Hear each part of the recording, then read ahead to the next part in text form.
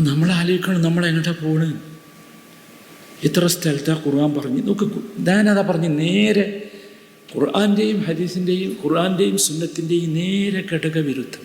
അല്ലദീ ജഅല ലക്കുമുൽ അർദ ഫിറാശൻ, സൂറത്തുൽ ബഖറ നമ്മൾ ഓതല്ലേ, വസ്സമാഅ ബിനാഅൻ വഅൻസല മിനസ് സമാഇ മാഅൻ ഫഅഖ്റജ ബിഹി മിനസ് സമറാത്തി റിസ്ഖൻ ലക്കും. എന്താ വാചകം? അല്ലദീ ജഅല ലക്കുമുൽ അർദ ഫിറാശൻ, ഭൂമിയെ നിങ്ങൾക്ക് സൗകര്യപ്പെടുത്തി തന്നവൻ ആരാ? വസ്സമാഅ ബിനാഅൻ, ആകാശത്തെ എടുപ്പാക്കി തന്നവൻ. വഅൻസല മിനസ് സമാഇ മാഅൻ, ആകാശത്തിൽ മഴ വർഷിപ്പിച്ചു തന്നവൻ. ഫഅഖ്റജ ബിഹി മിനസ് സമറാത്തി റിസ്ഖൻ ലക്കും. യാ ഖുതുബസ് സമാഇ യാ ഖുതുബ അഹ്ലിസ് സമാ വൽ അർദ്.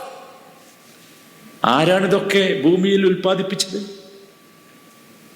അങ്ങനെയുള്ള ഒരുത്തൻ. എന്നിട്ട് അല്ലാഹ് അടുത്ത വാചകം എന്താ പറഞ്ഞറിയോ? ഫലാ തജ്അലൂ ലില്ലാഹി അൻദാദാ വഅൻതും തഅലമൂൻ. ഇതൊക്കെ മനസ്സിലാക്കിയിട്ട് നിങ്ങൾ അള്ളാഹുവിന്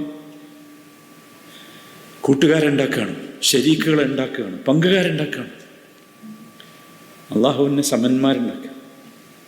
എത്ര ഗൗരവമുള്ളതാണെന്ന് ആലോചിച്ചു.